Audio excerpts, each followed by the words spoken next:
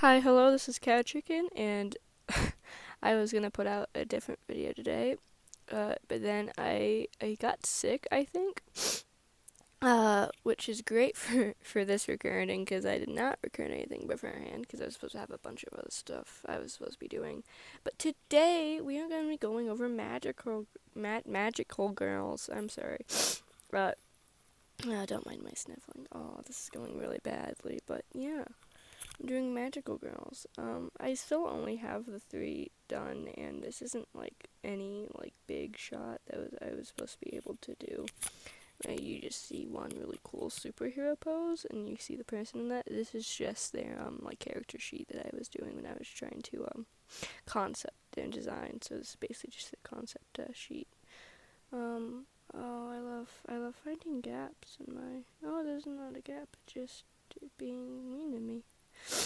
Um, but yeah, these are my magical girls, and I'm turning. I do apologize. These aren't like new characters. I'm just gender bending my original Letting Go characters into magical girls, and I will be showing them off. So yeah, we got three characters. First up will be Thomas, aka my Sona, so you'll see him first. Second one is Murray Mantis. I had to completely redesign him for this. And the last one is Steve, and I'll tell you all their fancy little names. So let's get into the video, Eva. Okay, since I don't have a lot to talk about this design, other than it is my personas, I guess, the guy that you see all the time, uh, gender bent for him, and her name, I don't remember her civilian name, but her superhero name is Mushroom because she is based off the mushroom. I know it's not a flower, but I couldn't think of anything else, so I just did a mushroom. This was the first one I did, so I didn't know what I was doing, and I had to come back later and put in this one that I did in a different canvas, trying to figure out what I wanted in different designs. So design things that you'll find in throughout everyone's design is not only their gem on their hand that shows that's how they transform, because every magical girl has to have like that little transformation thing. I think. Like I said, I've only ever watched. Oh, I guess I didn't say that. That was in the last recording. Sorry.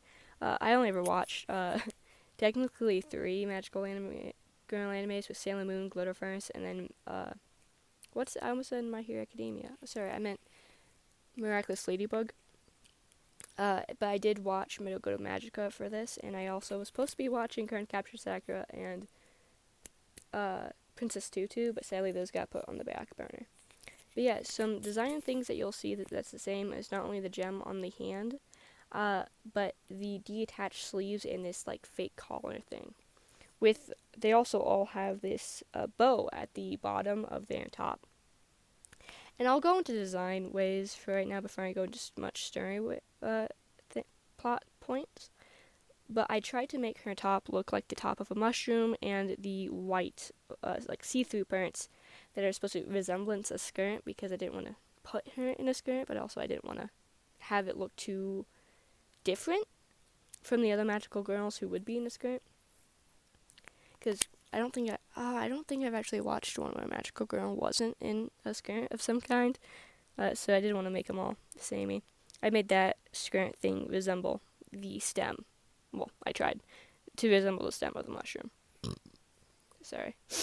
As we go into this, I'm going to be talking about this story right now because I think I kind of got to the end. Oh, also, every single magical girl has longer hair when they transform because I really like when they do that. They always make them give like longer hair, and it's really fun. So I kind of did this like twist braid thingy. I don't know what else you would call it.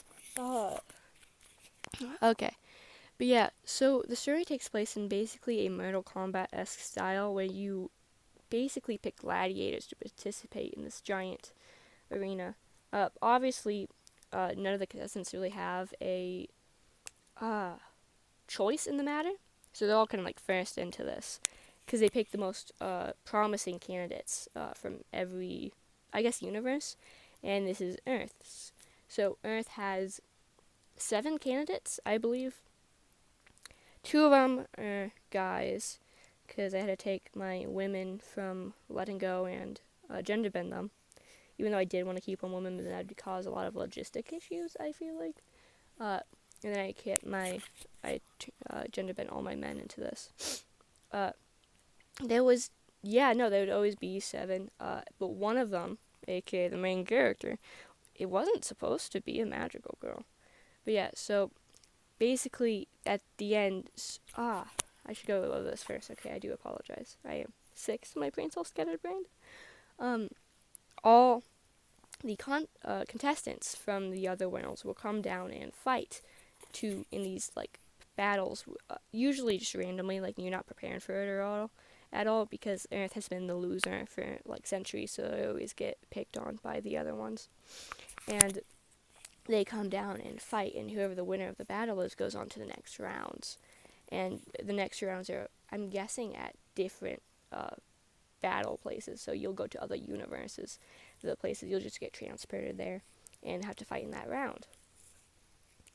And whoever the winner of the gladiator battle will be awarded a wish. So it's very Madoka Magica. I'm pretty sure I got the wish from Madoka Magica. And so all the girls are fighting for a wish, and basically the whole story goes, if you don't have anything to fight for, you kind of lose your will in battle and sadly drop. But also, all these girls are 13, and sadly my letting go characters all had something bad happen to them at 13, so they're really going through it. I do really like the spear design. Going back to the designs, I just had to come back and go do it, but I do like how it turned out. I prefer this one over the other one I did. Okay, now we're on to Murray Mantis and Dahlia, which is the flower, and her name is Cleo. It's the scientific name of a beetle, because his scientific name was originally the scientific name of a silk moth, so I still wanted to keep that bug aspect.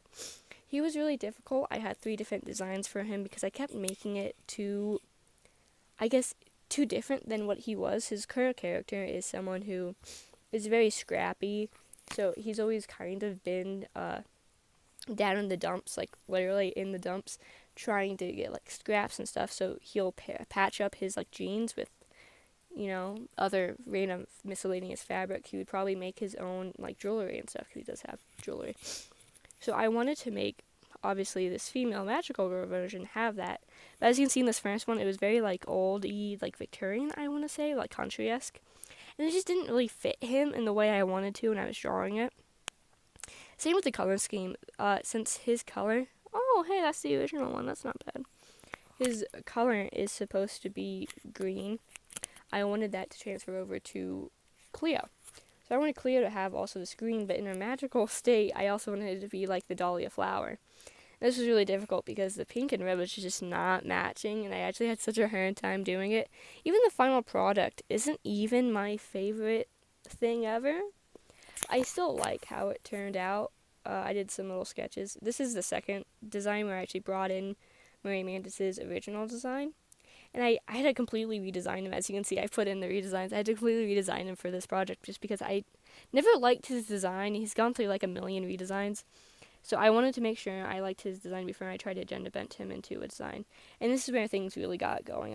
It's my 3rd design that I did, because the last one, I did second. And so I was really getting the hang of it. I made these little like antenna things at the back of her bun to mimic antennas of, a bug.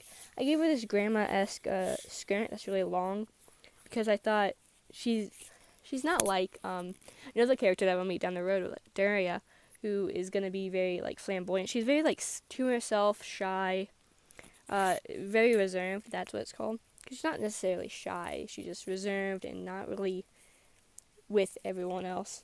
Her gem was difficult because the dahlia flower is really hard to draw. If you look at my sketches down at the bottom, I can't draw the dahlia flower. It is really hard. And every time I say dahlia, all I can think of is Dahlia from Ace Attorney. Whoopsies. But yeah, so this is, as you can see in the top right corner, I was trying to get some color swatches done and like trying to figure out what her color scheme should be. Because like I said, I wanted to keep the green, but the pink and red were the most prominent parts of the flower. So I kind of went over this like her long skirt and made these like petal-like shapes, because the petals are kind of funky looking, which is what I did for the cern as well. I kind of did that to go over it and look and have those be pink and red, the underside red and the pink. That's usually what the petals look like. I also wanted to do another little sketch right here of her with her weapon, obviously to make sure that they look good, but also to make sure I like the dress and overall design, because I love her hair. Her hair is really long, flowy ponytail with, again, these little antennas that are now elongated because of the magical girl to look like antennas. I do also want to say another thing that's changed from her male design is that Murray Mantis has this scar across his face from a piece of broken pipe, and what she has now is 3 scars because of a mace. This is, again, Daria spoilers for the next video. It's not going to be out until forever because I still haven't had them designed. But thankfully I got Daria done for Valentine's Day, so I was able to draw her and stuff together. That was fun. But yeah, so she has these 3 scars. So instead of just having one directly across her face, cutting her eyebrow, she would have another one basically getting into her eye, both up. She would have 2 ones basically getting into both of her eyes, just nicking them. So it might make her more blind in this universe, because he does originally have some slight visual difficulties in his right eye, because that's where the slash is. But I think here she would have more visual difficulties in both eyes. Again, I was doing some more sketches to make sure I liked the design, both the magical girl design and the civilian design. Because I do really like her civilian design. I feel like it came together pretty well with all these dark greens. Again, I was using mostly the original color palette. And this was just making sure I liked the silhouette because it was really buggy. I really wanted it to be buggy. Here we go. This is my girl, Steph. Steph is the main character of this magical show, as there's not much to talk about right now because it took absolutely forever to try and get anything for her. I thought doing Mushroom first would actually help me get some of the creative juices flowing, and it didn't. Sadly, I did not get it until the end of Steph, but I still struggled really hard right here. But yeah, so Steph's story is that she wasn't actually a chosen candidate for the gladiator battle. What happened is that you'll see in a gem, it is red, and her color is yellow. So it pops out a lot, especially when you see the dandelion color. It's really glaring to have this bright red gem in the middle of this very soft dandelion holder for it, I guess. I don't really know what else to call it. But also, the gem is cracked, because the original holder of the gem is sadly gone, no longer here. And that is because, like I said, in 13, all my characters had something, I guess, traumatic happen to them. And what Steve's was his best friend died. In a very different way than here. But in this magical girl version, I don't have a name for her yet. I've been struggling. I really need to get a name for her. She lost the will, basically, to keep fighting in this gladiator battle. She had nothing really to wish for or move on for. And this caused her to fall in battle. And sadly, Steph was right there and saw it. So, as the other gladiatorial person left to go do another battle and move on to the next, Steph snuck in under, I'm guessing, a pile of rubble, because that is how she, Carol died in the superhero AU. And she took out her, arm gem, and decided that she would then use the power of the magical girl to help her friend. Originally, since it was a wish, she was going to wish her friend to be back, but throughout the journey she learns, but she finds something else to wish for and live on for, because it's always something, if you ever read Frankenstein, maybe you shouldn't bring someone back to the dead, but it is one of those things. I love her weapon, going back to her design. I really like how her weapon turned out. I wanted her to have a big hammer, especially since Steve isn't small by any grounds, but I really wanted Steph to be small. For some reason, I was just thinking of her as a very, petite woman, and I wanted her to have a big hammer. It's the main thing. But you can see her gems right now being this bright red color with a slash through it. And I really like her magical girl design. It is a nice yellow dress with a big leaf in the background, which is basically symbolizes the other ones who have very things going on top. Mushroom has that mesh sheet going over hers, and then Dahlia has these petals going over her dress. and Steph has the little leaf at the back of it. Mostly also just put in more, what's it called? I forgot the name. Dandelions, sorry. Being sick really messes with my mind. So on her bow, which I made a pale blue since Steve actually has blue in his design, but it's more of a dark, gray blue. I wanted to make it a pale blue just to match with the more country aesthetic that she has. And it's mostly what her weapon is. Oh, I never pointed out. Every character has a magic. They all control something. It's always a manipulation of something.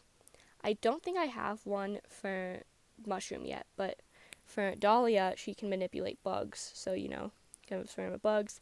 And then for Steph, since a lot of her, like her super design and everything else I have, she has basically like no power. Her power is not having a power. So I wanted her power, especially since she wasn't supposed to originally be a magical girl, to be able to carry on other people's memory, like her partner's memories, by taking on their weapon. So she basically has weapon manipulation and can hold other magical girls' weapons so that you can't originally do that. But yeah, her design is pretty simple. I kind of just did her hair how Steve usually is, but just, a little bit longer. She does look better blonde, though, I will say. And like I said, her outfit is just a tied-up black shirt. Oh, I said this last time. I do apologize. But I have such a hard time showing skin on the legs, so I think it's ugly, so I just gave her tall socks. And I made these really cute boots for her original one. But yeah, I guess that is all. I do apologize for not going over most of her designs, mostly just talking about the story. But yeah, I hope you have a good day and good week, and I'll see you later. Bye!